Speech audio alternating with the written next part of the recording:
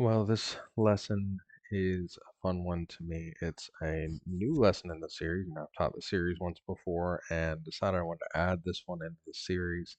And I think by the end of writing it, it was one of my favorite lessons that I have in the series. So I'm excited to share it with you. I'm going to do a lesson I'm going to call the Battle of the Gods. And we've been kind of leading up to this direction for a few lessons now, where I've been telling you about these sons of God who are play acting as these pagan gods. We talked a little bit about it last week as well. And something that we often miss as modern readers of the Bible is that Yahweh is at war with the pagan gods. And we miss it because we're not familiar with ancient Mesopotamian mythology. I mean, let's be honest. The majority of biblical readers aren't super familiar with it, or if they are, it's very distant. It's not at a level that you might pick up some of the nuance. So, the Bible is filled with these moments where Yahweh is directly attacking the false gods so that that all people may know that he is the God of gods, the El Elohim. Now, remember, we left off last week with Psalm 82. Remember Psalm 82? Let me read it for you again here. God presides in the great assembly. He renders judgment among the gods. How long will you defend the unjust and show partiality to the wicked? Defend the weak and the fatherless, uphold the cause of the poor and the oppressed. Rescue the weak and the needy, deliver them from the hand of the wicked. The gods know nothing, they understand nothing, they walk about in darkness. All the foundations of the earth are shaken. I said, You are gods, you are all sons of the Most High, but you will die like mere mortals. You will fall like every other ruler. Rise up, O God, judge the earth, for all the nations are your inheritance. So God is reclaiming his inheritance, but he doesn't just crush them in a single moment like a bug. Despite the fact that he could, he chooses to do it in such a way that consistently is revealing his power and his authority to the people who worship these false gods. So he's slowly reclaiming his inheritance as he goes, and he's preaching the gospel essentially as he does it. Now, we've talked about how these rebellious sons of God are taking on the personas of the deities that people would worship. And many of these deities you will recognize their names if you've studied mythology. And while the names do kind of change over the years of history, the figureheads behind them seem to stay the same. Now, who is the main god of the Canaanites? You might not know that you know this one, but you probably are familiar with the name Baal. The term Baal actually just means Lord. So it's used for quite a few different gods. Pretty much all of the Canaanite gods are Baal this, Baal that. But there is one Baal who's referred to as the Baal, the chief Baal.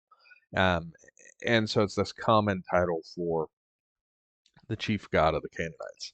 His full name is Baal Hadad, or Adad, sometimes you'll see it referenced. And Baal was the god of storms and the chief over the Canaanite deities. Now, storms are important if you're an agrarian society and you need rain, and so he is the god of the storms. He's the head honcho god. He's known as the cloud rider because he's the storm god. He comes in riding on the clouds. And who do you think of the cast of characters we have discussed in this series took on the persona of Baal? Well, there's one person in particular who might want to set himself up as the chief god, and that is Satan. Now, how do we know this? I'm not speculating here, I'm actually getting this from somewhere. We know this because Isaiah 14, remember that important chapter we keep bringing up that compares king of Babylon to Satan? That chapter is going to tell us the detail. It says in verse 13, You said in your heart, I will ascend to the heavens, I will raise my throne above the stars of God. I will sit enthroned on the mount of assembly on the utmost heights of Mount Zaphon. Mount Zaphon is known as Jebel Akra. It's the home of the chief god of Baal. This is Jebel Akra here. It's located on the border of Turkey and Syria. That's mountain still there. It's a big mountain, and um, and this mountain was kind of like the equivalent of the Canaanite Mount Olympus. It was the mountain of assembly, the mountain where the gods would meet, and primarily the mountain where Baal had his throne. But does Baal stay the chief god for all of history? No. Cultures move on and the gods are renamed. And so if you think about your knowledge of mythology, out of all the gods in all mythologies, who would you say the most famous mythological god is? Mythological chief god? Well, most likely you're going to say Zeus. Now, Zeus is the god of what? Storms. And so this storm god persona just kind of continues on under a new name, a new character, same god. And Revelation 2:12 through 13 says to us, to the angel of the church in Pergamum, write, these are the words of him who has the sharp, double-edged sword. I know where you live, where Satan has his throne, yet you remain true to my name. Now, we just heard about Satan's throne on Mount Zaphon, but this is to the church in Pergamum. What is in Pergamum? Well, in Pergamum is the altar of Zeus. This is a recreation of it, but this is the chief altar to the god Zeus was found in Pergamum. It was a hub for the worship of the god Zeus. And so it's no coincidence that the seat of worship for Zeus is where Satan has his throne. And this trend doesn't stop. Zeus becomes Jupiter for the Romans. Jupiter, later on, who is he? Thor, who is also the god of storms. And we see this trend with other deities too, such as Ishtar, the goddess of love and fertility. We read about the Asherah poles that God's commanding his people to rip down. Those are in worship to Ishtar, and Ishtar becomes Aphrodite, who becomes Venus, the morning star. This is Ishtar. All the same role, all the same things are God over, all of the same stuff, just a different culture. And so let's look closely at one of the best examples of Yahweh putting the gods to shame. We're going to back out so we kind of see where Satan falls in this, but I want to look specifically at one of the best examples that we see in Scripture where God goes to war with these gods, and that's the plagues of Egypt. Probably familiar with the story and at least some of the details of it. Israel's enslaved. Pharaoh won't let his people go. God sends plague after plague, up to 10 plagues, before the Israelites are sent out of Egypt. And the first plague is that the Nile River turned to blood. Exodus 7:20 through 21. Moses and Aaron did just as the Lord had commanded. He raised his staff in the presence of Pharaoh, and his officials struck the water of the Nile, and all the water was changed into blood. The fish in the Nile died. The river smelled so bad that the Egyptians could not drink its water. Blood was everywhere in Egypt. Now, in the myth of Osiris, the Egyptian god of agriculture and the afterlife, Osiris was killed by his brother, the god Set. And Set cut up his body and he threw it into the Nile River. Now, Osiris's wife, Isis, began to cry, and her tears, they filled the river and they caused the river to flood, and it watered the ground and brought life to Egypt. And so this bloody water, it's the life-giving blood to all to the land. And Osiris didn't stay dead. His wife resurrects him, and the symbolism of the Nile River as Osiris's blood, it remains. And so put yourselves here in the shoes of the Egyptians. Former Prince of Egypt. He shows up and is duking it out with your Pharaoh. And he's claiming that his God wants to free your slaves. And then the Nile River turns to blood. You would be so excited, not scared, excited, because based on your religion, Osiris has just shown himself, and he is going to fight this Hebrew god. And what happens to the river after it turns to blood? It begins to rot, and the fish die, and it begins to stink, and your main source of water suddenly becomes unusable. So if you think that your God has come and then his blood begins to rot, well, what do you think that means to you?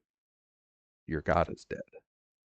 He came to fight for you, and this other God, Yahweh, slew him. Your afterlife is gone. The second plague then goes on and it continues. It's a plague of frogs.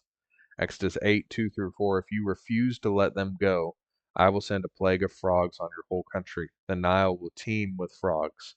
You will come up into your palace and your bedroom, and onto your bed, and into the houses of your officials, and on your people, and into the ovens and kneading troughs. The frogs will come up on you and your people and all your officials. Now, the Egyptian god of fertility was Heket. This is Heket. Heket was a frog. And because she was a frog, frogs were sacred in Egypt. And killing a frog had the consequence of death. So now Heket is coming to the Egyptians' defense. Osiris has been slayed, but Heket, she is coming, but it doesn't go well for her either. Exodus says the frogs would fill people's bedrooms and their beds.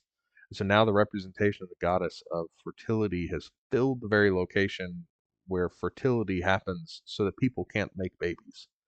And not only that, but she fills the ovens up too. So they can't even make food without killing a frog, because which is gonna get them killed. And so the last plague kept them from drinking water, and now they can't make food without killing frogs. And so that this crime, it's a punishable crime. And then when he takes the frogs away, God doesn't just send them back into the Nile River or heading down the road. God just kills them, and they all die. After Moses and Aaron left Pharaoh, Moses cried out to the Lord about the frogs he had brought on Pharaoh, and the Lord did what Moses asked. The frogs died in the houses, in the courtyards, and in the fields. They were piled into heaps, and the land reeked of them. But when Pharaoh saw that there was relief, he hardened his heart and would not listen to Moses and Aaron, just as the Lord had said. So now, not only is their hope of an afterlife dead, but their hope of a new life in this world is dead. And the water reeked when the Nile has turned to blood, and now the land reeks. And then the next plague is a plague of gnats. And these bugs, they cover everyone and they make them unclean. And in Egyptian culture, the priests had to be perfectly clean to worship. So now God's taken away their ability to worship their gods. They can't even worship these false gods now. And the fourth plague is this swarm of flies. Well, the Hebrew doesn't specifically say flies, it actually just says swarms. And many scholars actually believe this may be referring to the swarms of scarab beetles. Now, the Egyptian god Khepri was a scarab beetle, and this is him here. He is the god of the rising sun in Egyptian mythology. And scarab beetles, they're dung beetles that push around this ball of dung. This is a scarab beetle, a dung beetle, that push and poop around in a ball with their hind legs. And so, in the same way, Khepri would push the sun into the sky each day. And so now his representation shows up in swarms, and they too die. And then the fifth plague, the livestock diet. So many Egyptian gods are personified in forms of various livestock. For example, Hathor and Hassat, they show up as like cow deities. And so now their gods are dropping like flies, and they're rotting everywhere the Egyptians look. There's dead flies, there's dead frogs, there's dead scarab beetles, their animals are dead, and their entire all their deities are dead. And then the Egyptians are covered in boils with the sixth plague. And now gods like Isis, the goddess of healing, are failing.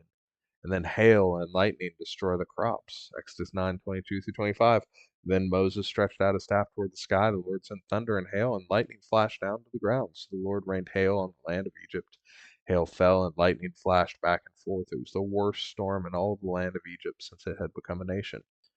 Throughout Egypt, hail struck everything in the fields, both people and animals. It beat down everything growing in the fields, and it stripped every tree. So now the gods of the weather are failing. Gods like the god and goddess of the sky, Nut and Horus, they are failing them as well. And what crops weren't destroyed by the seventh plague are destroyed in the eighth plague, were swarms of locusts that come in and they devour what's left. And so the gods of your agriculture, like Set and again Osiris, they're still failing you. But who was the most famous god of all of Egypt? If you know much Egyptian mythology, you might know the name Ra. Ra was the god of the midday sun. And he is like the most well known, one of the main ones. And yet in the ninth plague, God blots out the sun.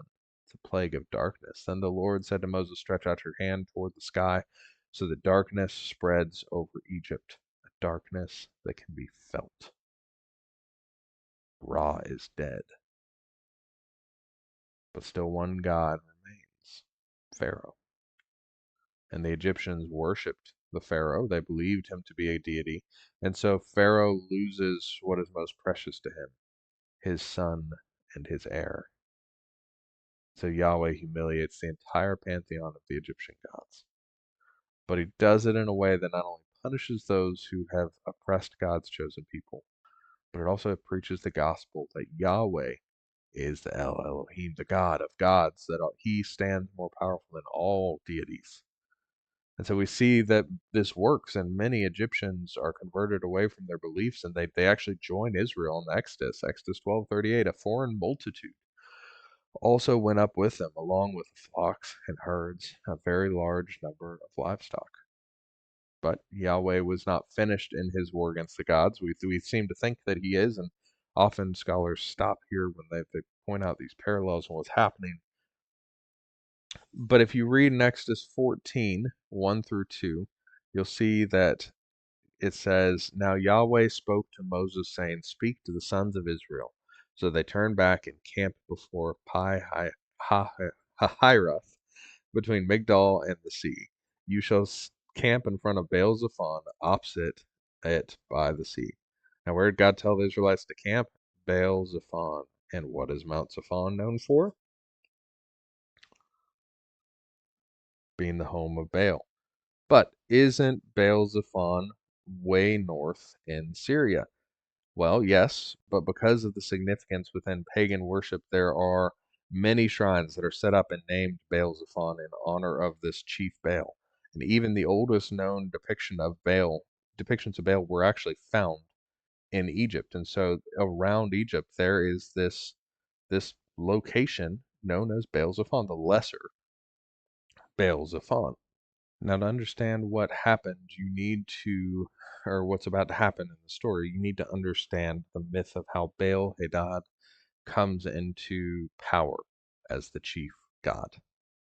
The myth is that in order to become king of the gods, the storm god Baal had to defeat Yam, the serpent god of the sea. And he does this by dealing a killing blow to Yam's head. And then he rips him apart and he scatters them across the earth. And so when you understand the biblical context of who Baal really is, the fact that Baal gained his power by crushing the head of an evil serpent feels like such a perversion of God's promise of the coming Messiah who would crush the serpent's head. But that brings us back to Exodus. Egypt's gods have been humiliated, yet Israel faces the certain death at the hands of the oncoming Egyptian army, the greatest army in the world. And God tells them to make camp right in front of Satan's mountain. And to the one who controls storms and who supposedly controls the storms and supposedly ripped the serpent sea god apart and scattered him, God saves this front row seat. And it's a front row seat to watch helplessly as Yahweh, El Elohim, rips the very sea in two with a strong wind. Exodus 14:21. Then Moses stretched out his hand over the sea, and Yahweh swept the sea back by a strong east wind all night and made the sea into dry ground, so the waters were split. And so with Satan, or Baal's very own tools, with his own myth, God replays this myth right in front of where Satan watches from. Right in front of Baal Zephon, does God send a storm or wind to blow the sea apart, to rip the sea in two. And it's there that the serpent's reminded that he is the one who will be crushed. And his armies are crushed by the sea, and God's people walk free. And so, who is the God who controls the storms? Who is the God that rips the sea in two? Who is the God that crushes the head of the serpent? Not Baal, the supposed cloud rider, Yahweh. And so it's without accident that the psalmist writes in Psalm 104, 1 through 3, Bless Yahweh, O my soul. O Yahweh, my God, you are very great. You are clothed with splendor and majesty, wrapping yourself in light as with a cloak, stretching out the heavens like a tent curtain. He lays the beams of his upper chambers in the waters. He sets up the clouds to be his chariot. He walks upon the wings of the wind. And so there is only one cloud rider, and it's Yahweh. And just like that, in a single span of a few chapters, all the pantheon of the gods have been humiliated and defeated, and God's people walk free along with a multitude of Egyptians who have seen that Yahweh is the one true God. What an incredible story. So much depth is added when you realize some of what's going on here. And again, this is my favorite story in all of Scripture. There are so many more layers to this story. I could teach lesson after lesson about it, and they're all just this cool. But it's so incredible to see that God is fighting and reclaiming those nations, that they're not just crazy miracles for people to witness. There's a battle of the gods that's going on. As always, if you have any questions, feel free to reach out to me. Happy to talk. Otherwise, I'll see you next week.